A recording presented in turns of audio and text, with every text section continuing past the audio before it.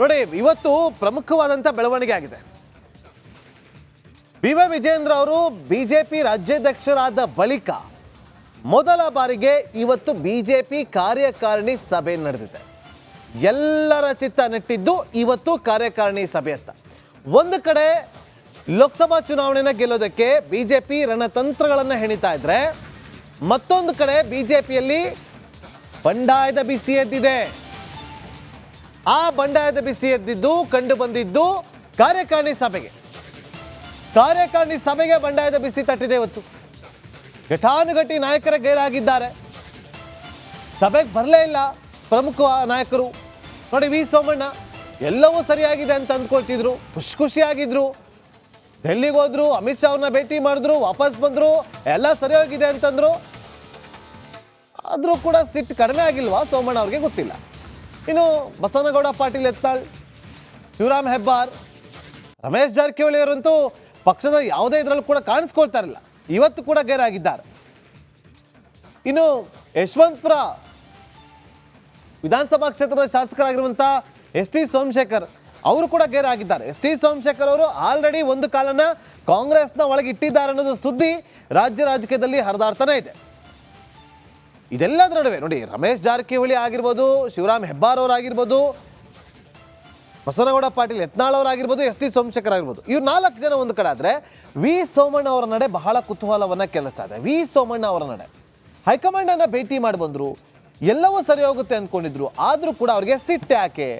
ಪುತ್ರನಿಗೆ ಯಾವ್ದಾದ್ರು ಒಂದು ಜಿಲ್ಲಾಧ್ಯಕ್ಷ ಸ್ಥಾನಮಾನವಾದರೂ ಕೊಡಿ ಅಂತ ಕೇಳಿದ್ರಂತೆ, ಬಟ್ ಅದು ಕೂಡ ಸಿಕ್ಕಿಲ್ಲ. ಅದಕ್ಕೋಸ್ಕರ ಸಿಟ್ಟಾಗಿದ್ಯಾ? ಕಾದು ನೋಡಬೇಕು ಮುಂದಿನ ದಿನಗಳಲ್ಲಿ ಬಿ.ವೈ. ವಿಜಯೇಂದ್ರ ಅವರು ಯಾವ ರೀತಿಯಾಗಿ ಇದನ್ನೆಲ್ಲವನ್ನ ಕೂಡ ಶಮನ ಮಾಡ್ತಾರೆ ಅಂತೇಳಿ. ಯಾಕೆಂದರೆ ಘಟಾನುಘಟಿ ನಾಯಕರು ಇವರೆಲ್ಲ. ಈ ಹೊರಪೆಟ್ಟು ಬೇರೆ, ಒಳಪೆಟ್ಟು ಬೇರೆ.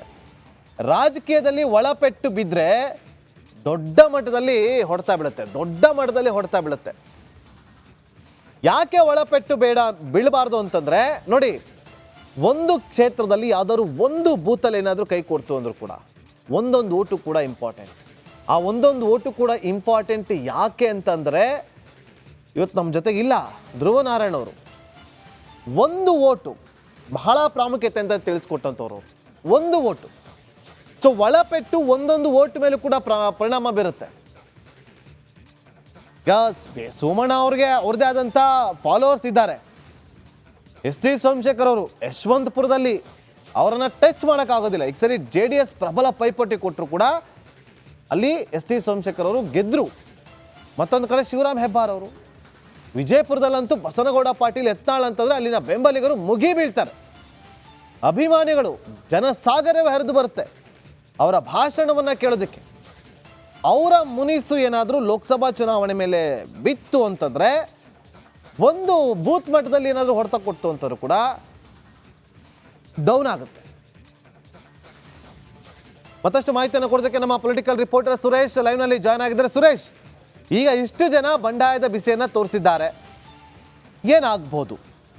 ಈ ಬಂಡಾಯ ಇದೆಯಲ್ಲ ಸುರೇಶ್, ಲೋಕಸಭಾ ಚುನಾವಣೆ ಮೇಲೆ ಯಾವ ರೀತಿಯಾಗಿ ಪರಿಣಾಮವನ್ನು ಬೀರುತ್ತೆ?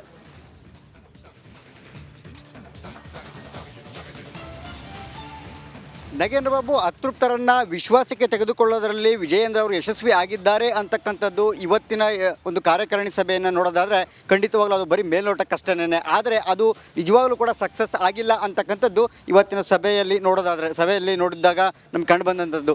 ಪ್ರಮುಖವಾಗಿ ವಿ ಸೋಮಣ್ಣ ಏನಿದ್ದಾರೆ, ರೆಬಲ್ ಶಾಸಕರಾದಂಥ ವಿ ಸೋಮಣ್ಣ ಅವರು ಹೈಕಮಾಂಡ್ ಮಟ್ಟದಲ್ಲಿ ವರಿಷ್ಠರನ್ನ ಭೇಟಿಯಾಗಿ, ಅಮಿತ್ ಶಾ ಕೂಡ ಭೇಟಿಯಾಗಿ ಮಾತುಕತೆಯನ್ನು ಆಡಿದರು. ಅದಾದ ನಂತರ ಒಂದಷ್ಟು BJP ಮತ್ತು ಏನು ಯಡಿಯೂರಪ್ಪ ಮತ್ತು ವಿಜೇಂದ್ರ ಅವರ ಪರವಾಗಿ ಒಂದಷ್ಟು ಸಾಫ್ಟ್ ಆದಂಥ ಮಾತುಗಳನ್ನ ಆದರೂ ಕೂಡ ಅವರು ಇವತ್ತಿನ ರಾಜ್ಯಕಾರಣಿಗೆ ಸಭೆಗೆ ಹಾಜರಾಗದೇ ಇರತಕ್ಕಂಥದ್ದು ಎಲ್ಲೋ ಒಂದು ಕಡೆ ಇನ್ನೂ ಕೂಡ ಅವರ ಅಸಮಾಧಾನವನ್ನು ತಣಿಸೋದರಲ್ಲಿ ಯಶಸ್ವಿ ಆಗಿಲ್ವಾ ಹಿರಿಯ ನಾಯಕರು ಅಂತಕ್ಕಂಥ ಒಂದು ಅನುಮಾನ.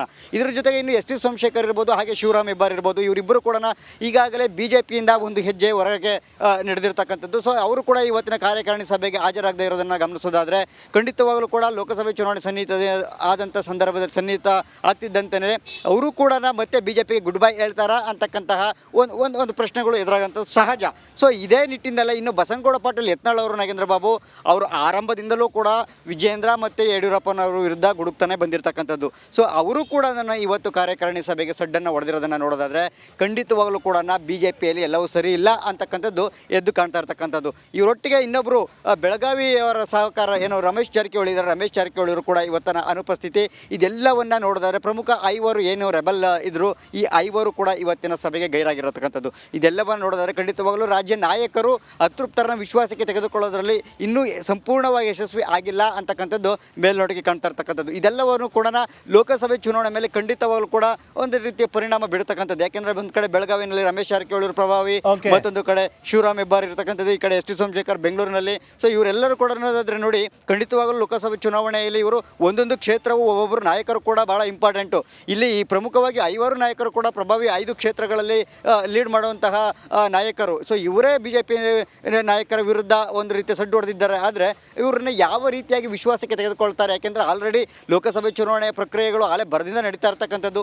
ಇನ್ನೂ ಇವರು ವಿಶ್ವಾಸಕ್ಕೆ ತೆಗೆದುಕೊಳ್ಳೋದು ಇನ್ನು ಯಾವಾಗ ಅಂತಕ್ಕಂಥದ್ದು ಕೂಡ ಕಾರ್ಯಕರ್ತರ ಪ್ರಶ್ನೆ. ಯಾಕೆಂತಂದ್ರೆ ಇವ್ರನ್ನ ಆದಷ್ಟು ಬೇಗ ವಿಶ್ವಾಸಕ್ಕೆ ತೆಗೆದುಕೊಳ್ಳುವಂಥ ಕೆಲಸ ಇಷ್ಟೊತ್ತಿಗೆ ಮುಗಿದೋಗ್ಬೇಕಾಯಿತು. ಆದರೆ ಈವರೆಗೂ ಕೂಡ ಆ ಕೆಲಸ ಆಗಿಲ್ಲ. ಇದು ಮುಂದಿನ ದಿನಗಳಲ್ಲಿ ಲೋಕಸಭಾ ಚುನಾವಣೆಯ ಮೇಲೆ ಯಾವ ರೀತಿಯ ಪರಿಣಾಮ ಬೀಳುತ್ತೆ ಪಕ್ಷದ ಮೇಲೆ ಅಂತಕ್ಕಂಥದ್ದನ್ನು ಕಾದು ನೋಡಬೇಕಿದೆ Nagendra Babu. Okay, thank you.